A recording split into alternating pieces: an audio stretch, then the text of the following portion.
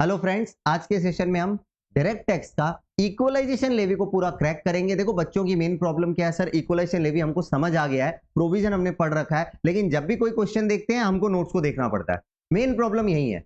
इस प्रॉब्लम को सॉल्व करना है तो मैं आज आपको चार्ट से कुछ समझाऊंगा। इस चार्ट को 2-3 बार देख लेना, आपको बार बार नोट्स खोलने नहीं पड़ेंगे। आइए फोकस कीजिए।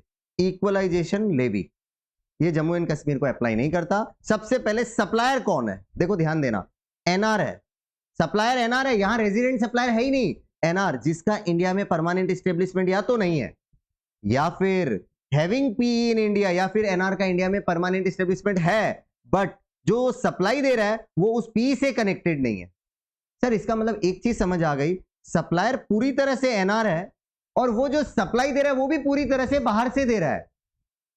NR supplying from outside India. आप ऐसे करके लिख लो एक बार अपने इजी के लिए कि सर एनआर का इंडिया में या तो पी नहीं है और वो इंडिया में सप्लाई दे रहा है, या फिर एनआर का इंडिया में पी जरूर है लेकिन जो सप्लाई वो इंडिया में दे रहा है वो उस पी से कनेक्टेड नहीं है। इन अदर वर्ड्स एनआर पूरी तरह से कोई सप्लाई इंडिया के बाहर से दे रहा है, ऐसा समझो, ताकि आपको एग्जाम में क्वेश्चन करते हुए क्लैरिटी रहेगी ये सप्लायर है। आगे बढ़ते हैं। अब ये सप्लायर कौन हो सकता है? बीइंग एनी पर्सन इंक्लूडिंग ई कॉमर्स ऑपरेटर, एक पार्ट में। अब दूसरा पार्ट हम बाद में डिस्कस करेंगे, ये पार्ट हम बाद में डिस्कस करते हैं, पहले ये ले लेते हैं। तो एनआर कोई भी हो सकता है इंक्लूडिंग ई कॉमर्स ऑपरेटर। देखो यहां एक प्रॉब्लम क्या है, आपको ये बात समझनी पड़ेगी कि ई कॉमर्स ऑपरेटर एनआर भी हो सकता है, इंक्लूडिंग ई कॉमर्स ऑपरेटर। ध्यान देना सर, कोई भी एनआर हो सकता है इंक्लूडिंग ई कॉमर्स ऑपरेटर। अच्छा आगे देखें, सप्लाइंग टू, वो सप्लाई किसको दे रहा है? रिसिपिएंट, मतलब ऑब्वियसली सप्लाई जिसको दे रहा है वो रिसिपिएंट होता है। कौन है वो? रेजिडेंट है या तो, मतलब सिंपल, मैं आप जैसे लोग एनआर से सप्लाई इंडिया में ले रहे हैं। कैसे एनआर से? जिसका इंडिया में पी नहीं है या फिर पी होगा लेकिन वो जो सप्लाई दे रहा है वो बाहर से दे रहा है, पी से कनेक्टेड नहीं है। सर तो रेजिडेंट होगा रिसिपिएंट, और नॉन रेजिडेंट भी हो सकता है रिसिपिएंट, लेकिन ऐसा नॉन रेजिडेंट जिसका इंडिया में परमानेंट एस्टेब्लिशमेंट है, हैविंग पी इन इंडिया, और ये सप्लाई ली जा रही है बिजनेस या प्रोफेशन के पर्पस के लिए। फिर एक बार कहता हूं सर, एक एनआर है जिसका इंडिया में पी नहीं है, या फिर सप्लाई वो इंडिया में जो दे रहा है उसका इंडिया की पी से कनेक्शन कुछ नहीं है, तब ऐसा एनआर अगर इंडिया में सप्लाई दे तो वहां पर इक्वलाइजेशन लेवी आ सकती है। कौन होगा एनआर? सर एनआर कोई भी हो सकता है इंक्लूडिंग ई कॉमर्स ऑपरेटर। किसको सप्लाई दी जा रही है? रेजिडेंट को दी जा रही है या तो, या फिर नॉन रेजिडेंट को दी जा रही है बट उसके पी इन इंडिया वहां लिया जा रहा है सर्विस। सिंपल वर्ड में, रेजिडेंट या तो सप्लाई ले रहा है या फिर नॉन रेजिडेंट सप्लाई ले रहा है जिसका इंडिया में, सुनना ध्यान से, जिसका इंडिया में पी है। कहीं ना कहीं आपको नहीं लग रहा सप्लाई लेने वाला कहीं ना कहीं इंडिया से ज्यादा कनेक्टेड है? मतलब देने वाला पूरी तरह से बाहर से सप्लाई दे रहा है, लेने वाला इंडिया में सप्लाई ले रहा है। तो रिसिपिएंट आप अगर सिंपल वर्ड में लिखना चाहते हैं तो ये ले रहा है सप्लाई इन इंडिया, सप्लाई ले रहा है कहीं ना कहीं इंडिया के अंदर। वैसे लोग होंगे, रेजिडेंट ले रहा है या फिर ऐसा एनआर इंडिया में सप्लाई ले रहा है जिसका इंडिया में पी है, परमानेंसी है थोड़ा। अब देखो आगे देखो, सप्लाइंग सर्विस ऑफ, अच्छा सर्विस दी जा रही है कौन सी? या तो ऑनलाइन एडवर्टीजमेंट की सर्विस। इसका मतलब ये हुआ सर इस पार्ट में सारी सप्लाई नहीं आएगी, ऑनलाइन एडवर्टीजमेंट सप्लाई आएगी, या डिजिटल एडवर्टीजमेंट स्पेस दिया जा रहा है, या फिर इनसे कनेक्टेड कोई सर्विस दी जा रही है। ऑनलाइन एडवर्टीजमेंट सर्विस दी, साथ में कुछ और सर्विस दे दी गई। तो ये सब सर्विस अगर एनआर जिसका इंडिया में पी नहीं है या फिर जिसका इंडिया में पी है लेकिन वो इंडिया के बाहर से सर्विस दे रहा है, उस पी से कनेक्टेड नहीं है वो सप्लाई, तब उस केस में अगर वो एनआर ऑनलाइन एडवर्टीजमेंट या डिजिटल स्पेस की सर्विस दे रहा है, किसको? सर कोई रेजिडेंट को, ध्यान से सुनना, कोई रेजिडेंट को या फिर कोई एनआर को जिसका इंडिया में पी है, वो लोग ले रहे हैं अगर सर्विस, तब लॉ कहता है अगर एग्रीगेट वैल्यू सर्विस का पूरे साल में मिलाकर 1 लाख से ज्यादा का लिया गया है। सिंपल वर्ड में, मान लो मैं एनआर हूं जिसका इंडिया में पी नहीं है और आप रेजिडेंट हो जिसका इंडिया में बिजनेस है, और आप मुझसे एडवर्टीजमेंट, ऑनलाइन एडवर्टीजमेंट की सर्विस ले रहे हो, तो याद रखना आप मुझसे अगर साल भर में 1 लाख से ज्यादा की सप्लाई अगर लोगे, सर्विस लोगे, तब लॉ कहता है equalisation levy at the rate 6% on the amount of gross consideration full value. मतलब अगर मैंने 10 लाख आपसे चार्ज किया तो उस 10 लाख पे 6% इक्वलाइजेशन लेवी सेल भी। अब ध्यान देना, अब ध्यान देना, deducted by the recipient on such supplier. इसका मतलब ये हुआ मैं एनआर हूं, आप रेजिडेंट, आप इंडिया में बिजनेस करने के लिए मुझसे ऑनलाइन एडवर्टीजमेंट सर्विस ली, 10 लाख की वैल्यू है, तो 10 लाख पे 6% कितना है? 60,000। मैं गवर्नमेंट को पे नहीं करूंगा, एनआर को गवर्नमेंट को पे नहीं करना। किसको पे करना है सर? जिसने सर्विस ली, आपको गवर्नमेंट को पे करना है मुझसे टैक्स डिडक्ट करके। मतलब इक्वलाइजेशन लेवी 6% होता है, 10 लाख पे 6% मारिए सर, 60,000। 60,000 का टैक्स आपको मुझसे डिडक्ट करना और गवर्नमेंट को पे करना है, और मुझसे डिडक्ट नहीं भी किया तो आप ही को गवर्नमेंट को पे करना पड़ेगा, बैक कैलकुलेशन करके निकाल लेना। एनी हाउ आपको गवर्नमेंट को पे करना है, मुझे नहीं। अब आते हैं इसका पार्ट 2 में, देखो ध्यान देना, पहले क्लियर करता हूं, सप्लायर वही है, एनआर जिसका इंडिया में पी नहीं है, या एनआर जिसका इंडिया में पी है बट वो सप्लाई जो दे रहा है वो उस पी से कनेक्टेड नहीं है। अब कौन है इस बार NR? Being an e commerce operator NR होना पड़ेगा। सर ई कॉमर्स ऑपरेटर तो आपने कहा था इस तरफ कवर हो रहा है, एनी पर्सन इंक्लूडिंग ई कॉमर्स ऑपरेटर, आपने ऐसा कहा था। बेटा मैंने ये कहा था तो इसका मतलब ये थोड़ी है कि सारी सप्लाई सब कुछ सेम है, दोनों साइड डिफरेंसेस है, आपको समझ आ जाएगा धीरे धीरे, हड़बड़ ना करे। देखो मैं आगे समझाऊंगा तो क्लियर हो जाएगा। Upon whom equalisation levy at the rate 6% has not been deducted. अच्छा सर अब समझ आया, जिस ई कॉमर्स ऑपरेटर पर इक्वलाइजेशन लेवी 6% वाला उस साइड में डिडक्ट हो चुका है, उस ई कॉमर्स ऑपरेटर को छोड़कर बाकी ई कॉमर्स ऑपरेटर इधर आ जाएंगे। आया समझ में बात? सर आ गई बात समझ में, फिर क्लियर कर देता हूं। एक एनआर है जिसका इंडिया में पी नहीं है, या फिर एनआर का इंडिया में पी है बट सप्लाई उससे कनेक्टेड नहीं है, और वो एनआर है मान लीजिए ई कॉमर्स ऑपरेटर। अब वो ई कॉमर्स ऑपरेटर अगर ऑनलाइन एडवर्टीजमेंट स्पेस या डिजिटल स्पेस की सर्विस दे रहा है, किसको दे रहा है? किसी रेजिडेंट को या फिर किसी ऐसे नॉन रेजिडेंट को जिसका इंडिया में पी है और वो सर्विस उनके बिजनेस के लिए ली जा रही है। तब उस केस में अगर एग्रीगेट वैल्यू 1 लाख से ज्यादा है तो इक्वलाइजेशन लेवी 6% से रेसिपिएंट ही डिडक्ट कर देगा। उस ई कॉमर्स ऑपरेटर की बात मैं इस साइड नहीं करूंगा। अब ध्यान दे लो, मैं इस साइड उस ई कॉमर्स ऑपरेटर की बात नहीं करूंगा। आई होप अब आपको क्लियर है ये बात। यस सर क्लियर है, अब आप बता सकते हैं। तो चलिए अब मैं बात करूंगा ई कॉमर्स ऑपरेटर की, बट उस ई कॉमर्स ऑपरेटर की नहीं जिसका 6% से इक्वलाइजेशन लेवी डिडक्ट हो गया। एंड आगे ध्यान दो, and sir E commerce operator का कंडीशन क्या है? whose aggregate value of e-commerce supply greater than equal to 2 crore during the previous year। अच्छा सर मतलब ऐसा ई कॉमर्स ऑपरेटर जिसका ई कॉमर्स सप्लाई का aggregate value greater than equal to 2 crore cross हुआ है प्रीवियस ईयर में, उस ई commerce operator की मैं बात करूंगा। इक्वलाइजेशन लेवी के अंदर मैं ऐसे ई कॉमर्स ऑपरेटर की अभी बात कर रहा हूं जिस पर इक्वलाइजेशन लेवी 6% से डिडक्ट नहीं हुआ है, एंड उस ई कॉमर्स ऑपरेटर का पूरे साल का एग्रीगेट वैल्यू जो हुआ है क्रॉस वो 2 करोड़ से ज्यादा है, 2 करोड़ या उससे ज्यादा है। यस सर अब समझ आ गया। आगे बढ़ते हैं। सप्लाइंग या facilitating to, e commerce operator या तो सप्लाई दे रहा है या वो फैसिलिटेट करा रहा है। आपको पता है ई कॉमर्स ऑपरेटर फैसिलिटेट कैसे कराता है? Amazon खुद के प्रोडक्ट भी सेल करता है और अलग अलग सप्लायर के प्रोडक्ट को एग्रीगेट करता है अपने प्लेटफॉर्म पर, और आप वहां से बाई करते हैं। रियलिटी में आपको वो सप्लायर बेच रहा है, Amazon नहीं, Amazon सिर्फ फैसिलिटेट करा रहा है, आप लोगों को मिलाने का काम कर रहा है। तो सप्लाइंग टू और फैसिलिटेटिंग टू किसको? एनआर को। अच्छा सर एक एनआर ई कॉमर्स ऑपरेटर एक दूसरे एनआर को क्या दे रहा है? सप्लाई दे रहा है, या फिर एक रेजिडेंट को सप्लाई दे रहा है। देखो रेजिडेंट को सप्लाई दे रहा है, पहले यही कवर अप कर लेते हैं। रेजिडेंट को सप्लाई दे रहा है, नीचे आ जाइए, आंसर सिंपल, इक्वलाइजेशन लेवी 2% आएगा, जितना कंसीडरेशन अमाउंट है उस पर सेल बी। अब आप ध्यान देना, paid by the e commerce operator, इसका मतलब ये हुआ सर यहां पर ई कॉमर्स ऑपरेटर को ही गवर्नमेंट को इक्वलाइजेशन लेवी का टैक्स देना है, रेदर देन जो रिसिपिएंट को वो सप्लाई दे रहा है वो डिडक्ट करेगा। यहां वैसा कंसेप्ट नहीं है। सिंपल वर्ड में मैं वही एग्जांपल लेता हूं पहले जो मुझ पर लिया था। मैं एक एनआर हूं, आप एक रेजिडेंट है, मान लीजिए एक बार, और मैं एक ई कॉमर्स ऑपरेटर हूं, मैं आप मेरे से सप्लाई ले रहे हैं इंडिया में, ठीक है जी। अब ध्यान से सुना, अब आप ध्यान से सुना, इक्वलाइजेशन लेवी 2% का गवर्नमेंट को पे कौन करेगा? मैं या आप? यहां पर मैं पे करूंगा। और इस साइड जब मैंने पढ़ाया था ऑनलाइन एडवर्टीजमेंट वाला, वहां पर किसने पे किया था? सर वहां पर जो टैक्स पे किया था गवर्नमेंट को वो रिसिपेंट ने किया था, आपने डिडक्ट किया था मुझसे और गवर्नमेंट को पे किया था। तो ऐसा कंसेप्ट है। 2% इक्वलाइजेशन लेवी आएगा कंसीडरेशन अमाउंट पे। आप क्लियर है ना इस चीज को लेकर? Paid by the e commerce operator. Sir आ गई बात समझ में। तो रेजिडेंट वाला तो मैंने क्लियर कर दिया, अब एनआर का लेते हैं। देखो फिर से देखो, एनआर सप्लायर है और किसी एनआर को ही सप्लाई दी जा रही है। आई होप इतना क्लियर है। आगे बढ़ते हैं। अब कैसा एनआर? दो part. Who buys good services using IP address located in India, ये ध्यान देना। ऐसा एनआर जो गुड्स बाई कर रहा है, सर्विस ले रहा है, जिसका इंडिया के आईपी एड्रेस ट्रेस हो रहा है, मतलब ऐसा एनआर जो इंडिया के आईपी एड्रेस को यूज करके सप्लाई ले रहा है, ठीक है सर। उस केस में इक्वलाइजेशन लेवी पे दिमाग मत लगाओ, आएगा गवर्नमेंट। अच्छा आपके मन में आएगा क्यों लेगी यहाँ इक्वलाइजेशन लेवी? क्यों ले रही है? क्योंकि जो रिसिपिएंट है वो एनआर जरूर है, लेकिन एनआर का आईपी एड्रेस कहां का लोकेट हो रहा है? इंडिया का। तो फिर लॉ कहता है हम क्यों टैक्स छोड़े, हम तो लेंगे। तो आपको मैंने पहले ही कहा था रिसिपिएंट को इंडिया से कनेक्ट करो, सप्लायर को इंडिया के बाहर से कनेक्ट करो, इक्वलाइजेशन लेवी समझना आसान हो जाएगा। यहां पर आप बताइए रिसिपिएंट नो डाउट एनआर है, वैसे तो इक्वलाइजेशन लेवी नहीं आता, बट क्यों आ रहा है? क्योंकि यार उसका आईपी एड्रेस जिससे वो सारे ट्रांजेक्शन करा वो आईपी एड्रेस इंडिया का है, लोकेटेड इन इंडिया, इस वजह से आ गया। बात करते हैं अदर एनआर की, इस एनआर को छोड़कर और कोई एनआर, तब क्या होगा? तब अगर वो प्रोक्योर कर रहा है दो चीजें, सिर्फ दो चीजें, इसका मतलब मैं किस एनआर की बात कर रहा हूं?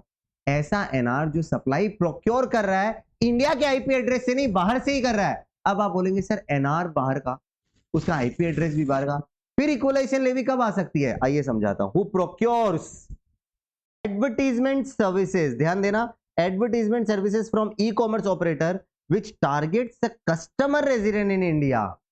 एक और, data from E commerce operator, वो क्या खरीद रहा है? लोगों का डेटा खरीद रहा है ई कॉमर्स ऑपरेटर से, which is collected from a person resident in India.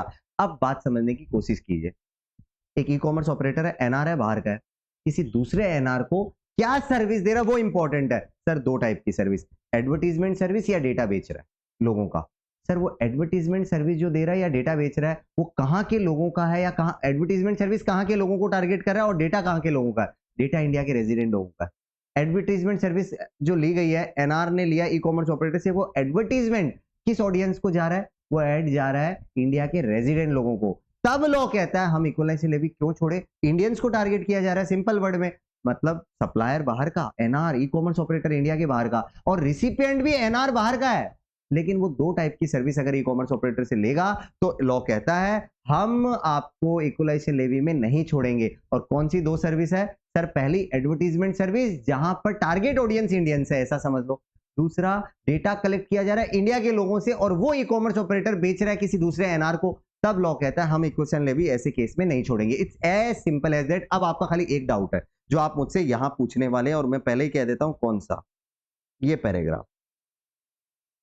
आप कहेंगे सर ई कॉमर्स ऑपरेटर जो एनआर है बाहर का, वो एडवर्टीजमेंट सर्विस किसी दूसरे एनआर को दे रहा है। अगर वो एनआर ऐसा है जिसका इंडिया में पी है, ध्यान से सुना, एनआर ऐसा है जिसका इंडिया में परमानेंट एस्टेब्लिशमेंट है, उस केस में सर 2% से इक्वलाइजेशन लेवी आएगा या 6? देखिए आपको आंसर पता है, सर उस केस में तो 6 ही आएगा, क्योंकि यहां आपने पढ़ाया था NR having P in India business purpose के लिए, अगर ऑनलाइन एडवर्टीजमेंट सर्विस ले रहा है, एग्रीगेट वैल्यू 1 लाख से ज्यादा है तो 6% आ जाएगा, और मैंने कहा था अगर 6% इक्वलाइजेशन लेवी आ गया तो 2 नहीं आएगा। तो उस एनआर को आप छोड़ दो, बाकी एनआर की यहां बात कर लेना। सर आ गई बात समझ में? एक बार और याद करते हैं ताकि आपको इजी लगेगा। ई कॉमर्स ऑपरेटर ऐसा एनआर है जिसका इंडिया में पी नहीं है, या फिर एनआर है जिसका इंडिया में पी है बट वो जो सप्लाई दे रहा है वो इंडिया की पी से कनेक्टेड नहीं है।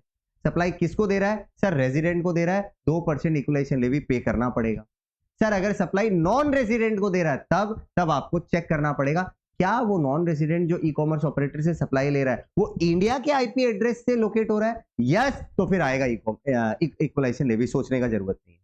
लेकिन अगर वो एनआर इंडिया के आईपी एड्रेस लोकेट नहीं हो रहा है बट फिर भी उसने अगर दो तरह की सर्विस ली तो लॉ कहता है इक्वलाइजेशन लेवी आ जाएगा। पहली एडवर्टीजमेंट सर्विस ई कॉमर्स ऑपरेटर से एनआर ने ली और वो एडवर्टीजमेंट सर्विस इंडिया के ऑडियंस को टारगेट कर रहा है, रेजिडेंट्स को।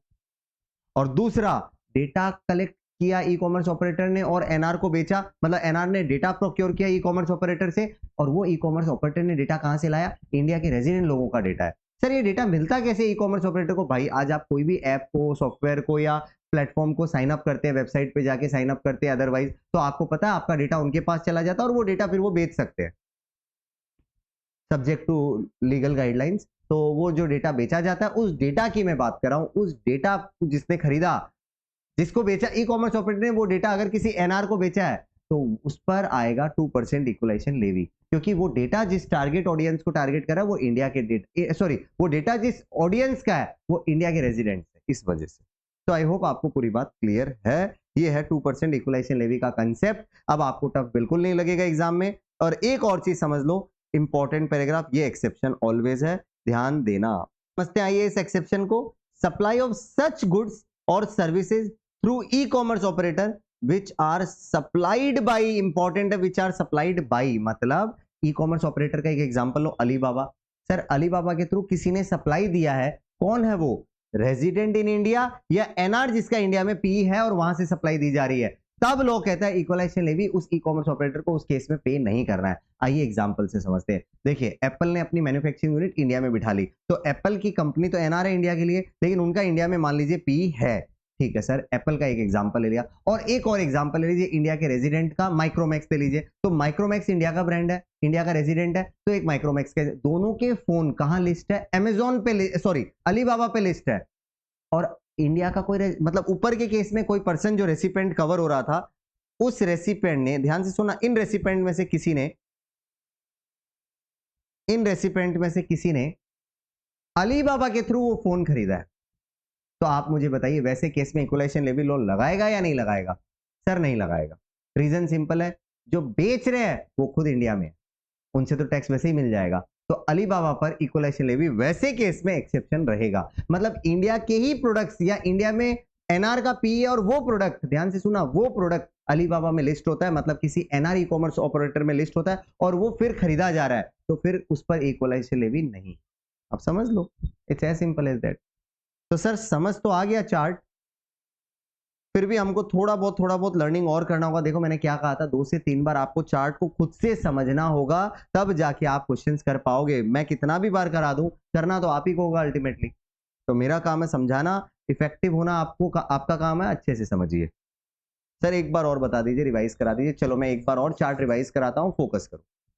सर एक एनआर है इंडिया के बाहर का, जिसका इंडिया में पी नहीं है, या फिर एनआर का इंडिया में पी है लेकिन वो जो सप्लाई दे रहा है उस पी से कनेक्टेड नहीं है। उस केस में अगर एनआर, चाहे कोई भी हो, वो एनआर अगर ऑनलाइन एडवर्टीजमेंट स्पेस या डिजिटल एडवर्टीजमेंट स्पेस की सर्विस दे रहा है, किसको? किसी रेजिडेंट को दे रहा है, ध्यान से सुनना, या फिर किसी नॉन रेजिडेंट को दे रहा है जिसका इंडिया में पी है, तब उस केस में लॉ कहता है अगर वो रेजिडेंट या एनआर बिजनेस पर्पस के लिए ऑनलाइन एडवर्टीजमेंट सर्विस या डिजिटल एडवर्टीजमेंट स्पेस की सर्विस ले रहे हैं, तो वहां पर अगर एग्रीगेट वैल्यू 1 लाख से ज्यादा है तो इक्वलाइजेशन लेवी 6% से ही आएगा। डिडक्ट कौन करेगा? Recipient.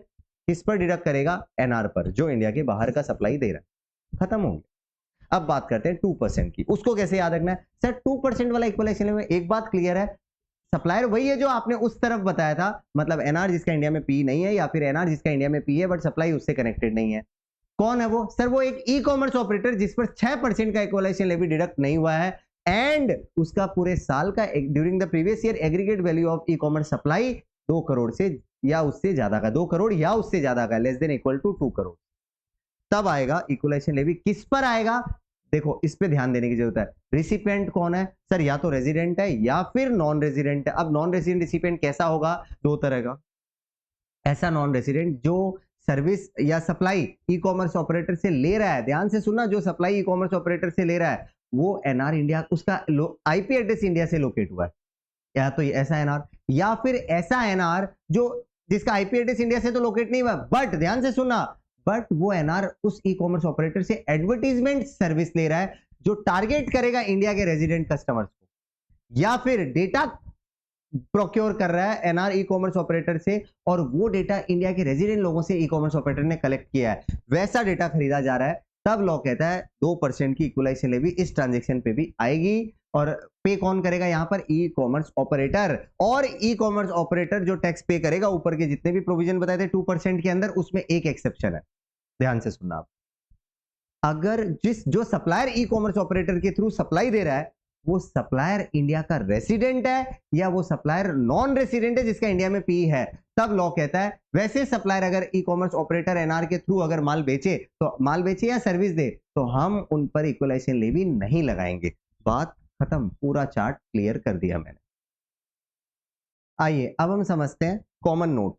Number 1, no equalisation levy on the amount of consideration which is taxable as royalty और fees for technical service in India under the act or read with DTAA।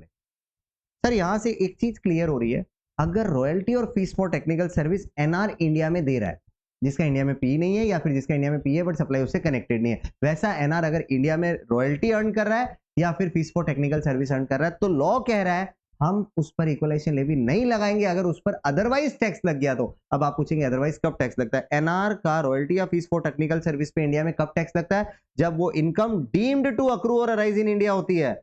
एक बार लिख देता हूं, deemed to accrue in India. Sir ये कहां पढ़ने को मिलेगा? आपको पढ़ना होगा इसके लिए section 9 of the income tax act. तो आप सेक्शन 9 में पढ़ो, डीम टू अक्रू और एज इन इंडिया, जब जब एनआर का रॉयल्टी और fees for technical service section 9 में टैक्स हो रहा है मतलब डीम टू अक्रू और अराइज इन इंडिया मानी जा रही है, तब लॉ कह रहा है वैसे केस में हम इक्वलाइजेशन लेवी क्यों लगाएंगे जब वैसे ही वो इनकम टैक्स हो रही है इंडिया में। बात खत्म। दूसरा paragraph, section 1050 exempts any income arising from transaction which is chargeable to equalization levy, मतलब कोई ट्रांजेक्शन पे अगर एक बार इक्वलाइजेशन लेवी लग गया तो फिर उस ट्रांजेक्शन पे होने वाली नेट इनकम जो निकलेगी उस पर अब इनकम टैक्स नहीं लगेगा। जैसे फॉर एग्जांपल एक एनआर का इंडिया में पी नहीं है या फिर पी है लेकिन सप्लाई उससे कनेक्टेड नहीं है, वैसा एनआर ने इंडिया में एडवर्टीजमेंट सर्विस दी और टोटल रुपीज लिया 5 लाख रुपए, उस पर नेट इनकम एनआर को मिला 1 लाख रुपए, 4 लाख का खर्चा भी लग गया एनआर का, टोटल एनआर ने नेट इनकम कमाई 1 लाख। अगर 5 लाख पे 6% की इक्वलाइजेशन लेवी लग गई है तो फिर लॉ कहता है अब उस 1 लाख की जो इनकम है उस पर कोई टैक्स नहीं लगेगा, वो एग्जेम्प्टेड है बिकॉज हमने ग्रॉस अमाउंट पे टैक्स ले लिया, इक्वलाइजेशन लेवी ले लिया। टैक्स नहीं बोलते हम, इक्वलाइजेशन लेवी बोलते हैं। आगे बढ़ो। The amount of consideration, the amount of equalization levy, interest and penalty payable shall be rounded off to the nearest multiple of 10 rupees। अच्छा बात को थोड़ा यहां समझना, देखो मान लो इक्वलाइजेशन लेवी जिस अमाउंट पे कैलकुलेट करना, कंसीडरेशन है 98,992, तो आप बताइए इक्वलाइजेशन लेवी आपको मान लो कंसीडरेशन फॉर एडवर्टीजमेंट सर्विस है ये, तो आप बताइए आप पहले इसको राउंड ऑफ करोगे तो कितना आएगा राउंड ऑफ करके सर 98990, इस पे मारना आपको 6%, निकालो कितना आ रहा है 98990 पे 6%, आपको मिलेगा फिगर 5939, तो वैल्यू आई 5939 की, ये आया आपका इक्वलाइजेशन लेवी। अब बताइए गवर्नमेंट को आप कितना पे करोगे, तो देखो इक्वलाइजेशन लेवी जो आपको पे करना है वो 5939 नहीं होगा 5940 होगा, नियरेस्ट मल्टीपल ऑफ 10 में राउंड ऑफ कर लेना, ये देखो ये रहा। और सिर्फ कंसीडरेशन या इक्वलाइजेशन लेवी नहीं, अगर इंटरेस्ट पेनल्टी भी इस चैप्टर में कहीं निकालना है तो उसको भी आप नियरेस्ट 10 में ही राउंड ऑफ करोगे, ऐसा लॉ ने कहा है, तो ध्यान रखना। चलिए आगे बढ़ते हैं। Payment of equalisation levy to the government होगा, यहाँ टू द सीजी लिख लो, एंड नॉन पेमेंट कॉन्सिक्वेंसेज, मतलब इक्वलाइजेशन लेवी जो डिडक्ट करना था या जो गवर्नमेंट को पे करना उसको हमको कब तक पे करना और नहीं पे किया तो क्या होगा, due date. Sir equalisation levy जो 6% वाली है उसकी ड्यू डेट मंथली आएगी और इक्वलाइजेशन लेवी जो 2% वाली है उसकी ड्यू डेट क्वार्टरली है। अब सर ड्यू डेट्स क्या है, सेम एज टीडीएस कह दो तो समझ आ जाएगा सर, मतलब जिस मंथ का लेवी है उसके अगले महीने की 7 तारीख होती है ड्यू डेट, ये देखो 7, और लास्ट मंथ जो मार्च मंथ होता है उसका ड्यू डेट होता है 31 मार्च, और जैसे क्वार्टरली जहां पे होता है वहां क्वार्टर एंड के बाद 7, क्वार्टर एंड जब होगा उसके बाद जो महीना आएगा उसका 7 तारीख, और मार्च मंथ में 31 मार्च, तो एग्जैक्टली वही है। बस सर ड्यू डेट याद हो गई, टीडीएस से लिंक कर लेंगे हम। इंटरेस्ट भी देना होगा, यस, अगर इक्वलाइजेशन लेवी 7 तारीख तक जमा नहीं हुई जो मैंने ऊपर बताया और मार्च मंथ में 31 मार्च तक, तब लोग कहता है इंटरेस्ट लगेगा, कितना, सिंपल इंटरेस्ट 1% हर महीना या पार्ट का, ये तो बहुत सिंपल है। तो ये दोनों ही देखो अभी तक आपको याद नहीं करना था क्योंकि ये सब आपको पहले से ही लिंक्ड है, बस थोड़ा सा नया पड़ा है। पेनल्टी, पेनल्टी अगर आपने इक्वलाइजेशन लेवी डिडक्ट नहीं किया करना था या फिर पे नहीं किया पूरा या पार्ट गवर्नमेंट को बाय ड्यू डेट, तब आपको देनी होगी गवर्नमेंट को साथ में पेनल्टी। सर 6% वाला केस और एक 2% वाला केस, 2% वाला 6% वाला बहुत सिंपल है, आपको समझ आ जाएगा। देखो पहले क्या है, अगर डिडक्ट ही नहीं किया तो लॉ कहता है इक्वल अमाउंट की पेनल्टी लगेगी। Sir what do you mean y equal, जितनी लेवी उतनी पेनल्टी। जैसे एग्जांपल के तौर पे 6,000 रुपए का इक्वलाइजेशन लेवी आ रहा है तो 6,000 रुपए की पेनल्टी लगेगी। अगर आपने इक्वलाइजेशन लेवी किसी पर डिडक्ट करना था और नहीं किया तो, समझ गया ना, डिडक्ट करना था नहीं किया तो 6% आपको, सॉरी आपको इक्वल अमाउंट की पेनल्टी देनी होगी, जितने की लेवी उतने की पेनल्टी। और अगर आपने डिडक्ट कर लिया इक्वलाइजेशन लेवी बट आपने रेमिट नहीं किया गवर्नमेंट को, तब इसका मतलब ये हुआ मैंने किसी पर इक्वलाइजेशन लेवी डिडक्ट तो कर लिया लेकिन उसका पैसा गवर्नमेंट को जमा नहीं करा है। लॉ कहता है 1,000 रुपए एवरी डे की पेनल्टी लगेगी, कब तक, जब तक फेलियर कंटिन्यू हो रहा है। मान लीजिए 1,000 रुपए करके 50 दिन आपने डिले किया गवर्नमेंट को पे करने में, तो 50 दिन का 1,000 रुपया करके कितना हुआ, 50,000 का आपको पेनल्टी भी देना होगा, restricted to the amount of equalisation levy, ध्यान दो, बट वो अमाउंट आपका इक्वलाइजेशन लेवी से ज्यादा नहीं होना चाहिए। मान लीजिए आपका इक्वलाइजेशन लेवी ही 6,000 का है, तो आप बताइए आप पेनल्टी कितनी दोगे, 6,000 या 50,000? सर 6,000 क्योंकि रेस्ट्रिक्टेड है। आगे बढ़ते हैं। इक्वलाइजेशन लेवी 2% वाला अगर गवर्नमेंट को ड्यू डेट तक जमा नहीं हुआ तो लोग कहता है अगेन इक्वल अमाउंट की पेनल्टी लगेगी, मतलब जितने की लेवी उतने की पेनल्टी। चलो एक बार और फटाफट में हम पेमेंट वाला रिवाइज कर लेते हैं। देखो इक्वलाइजेशन लेवी का पेमेंट का ड्यू डेट है अगले महीने या अगले क्वार्टर की 7 तारीख। मंथली होता है 6% केस में, क्वार्टरली होता है 2% के केस में, और मार्च मंथ में ड्यू डेट है 31 मार्च की। इंटरेस्ट अगर डिले हुआ तो इंटरेस्ट लगेगा 1% पर मंथ और पार्ट, और अगर डिले हुआ तो पेनल्टी भी लगेगी। अब सर पेनल्टी कितनी है? बहुत सिंपल, 6% वाले इक्वलाइजेशन लेवी में लॉ कहता है अगर डिडक्ट ही नहीं किया तो फिर जितने की लेवी उतने की पेनल्टी। डिडक्ट कर लिया लेकिन हमको जमा नहीं कराया, तब लॉ कहता है, ध्यान से सुनना, तब लॉ कहता है जितने सबसे पहले आप 1000 rupees multiply number of days of default निकाल लो और जितने की पेनल्टी आती है लिख लो, और ये पेनल्टी अमाउंट रेस्ट्रिक्ट कर दो कितना अमाउंट तक, जितने की आपकी इक्वलाइजेशन लेवी है, उससे ज्यादा नहीं लगेगी। और 2% वाले केस में लॉ कहता है 2% इक्वलाइजेशन वाले केस में पेनल्टी बहुत सिंपल है, जितने की लेवी उतने की पेनल्टी अगर डिफॉल्ट किया। दैट्स इट, यहां इतना ही है। आगे बढ़ते हैं अब हम फर्निशिंग ऑफ स्टेटमेंट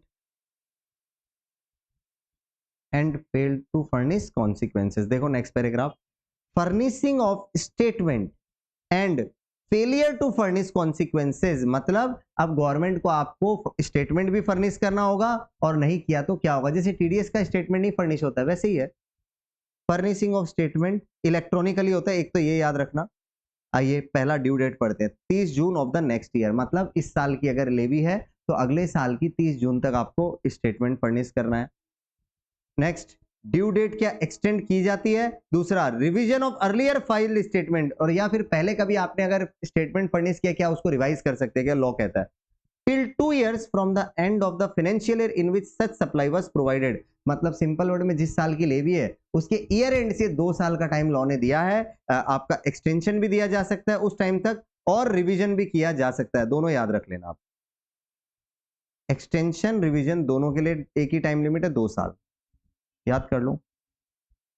सर जिस साल की लेवी उसके ईयर एंड से 2 साल मिलता है, एक्सटेंशन भी उस 2 साल तक ही दिया जा पाएगा और रिवीजन भी उस 2 साल के अंदर ही किया जाएगा अगर करना है तो। आगे बढ़ते हैं। सर स्टेटमेंट फर्निश हो गया या रिवाइज स्टेटमेंट फर्निश हो गया, उसके बाद क्या होगा? वो लोग प्रोसेस करेंगे आपके स्टेटमेंट को और आपको दे देंगे इंटीमेशन। तो intimation to be send by department upon processing of statement कब तक दिया जाता है? Till 1 year from the end of the financial year in which statement या रिवाइज स्टेटमेंट इज फर्निश्ड, 1 साल का टाइम है। जिस साल स्टेटमेंट फर्निश करोगे उस साल के एंड से 1 साल आपको उनको मिलता है आपको इंटीमेशन भेजने का, या फिर जिस साल आप रिवाइज स्टेटमेंट फर्निश करोगे उसके ईयर एंड से 1 साल उनको मिलता है आपको इंटीमेशन भेजने का। ये सब कुछ नहीं, हाँ अभी मैं और इजी कर दूंगा, थोड़ा टाइम रुको आप। रेक्टिफिकेशन और मिस्टेक इन इंटीमेशन, अच्छा डिपार्टमेंट ने हमको इंटीमेशन भेजा, देखो कैसे होता है प्रोसेस मैं फिर बताता हूँ। मैंने इक्वलाइजेशन लेवी का जितना भी जिस पर इक्वलाइजेशन लेवी लगा उन ट्रांजैक्शन का पूरा डिटेल एक स्टेटमेंट में फर्निश करके गवर्नमेंट को सबमिट कर दिया, तो गवर्नमेंट क्या करेगी? उस स्टेटमेंट को प्रोसेस करके मुझे इंटीमेशन भेजेगी। कब तक भेजेगी? वही तो 1 साल है। अब इंटीमेशन आने के बाद मैं क्या करूं? उस इंटीमेशन में हो सकता है कुछ गलती हो या डिपार्टमेंट ने देखा कि कुछ गलती रह गई थी, तो वो लोग उस इंटीमेशन को रेक्टिफाई करेंगे, ठीक करेंगे। With the view to rectify any mistake apparent from record, याद रखना मिस्टेक वही रेक्टिफाई होती है जो अपरेंट फ्रॉम रिकॉर्ड, मतलब देख के लग रहा है यार यहां तो मेरी मिस्टेक हो गई है, डिबेटेबल इश्यू नहीं है। तब एओ मतलब सुओ मोटो एओ खुद से, और on any mistake brought to it by notice brought to his notice by the SSC, या फिर एसएससी ने उसको बताया कि देख एओ मिस्टेक हो गई है तुम्हारे इंटीमेशन में, तब लॉ कहता है may amend any intimation, intimation को ठीक वो कर सकता है within 1 year from the end of the financial year in which intimation sought to be amended was issued, मतलब जिस साल इंटीमेशन इशू हुआ उसके ईयर एंड से 1 year का टाइम लिमिट है रेक्टिफाई करने का। अब आप पूछेंगे सर ये टाइम लिमिट वगैरह कंफ्यूजन सा लग रहा है, कुछ नहीं है मैं बताता हूँ।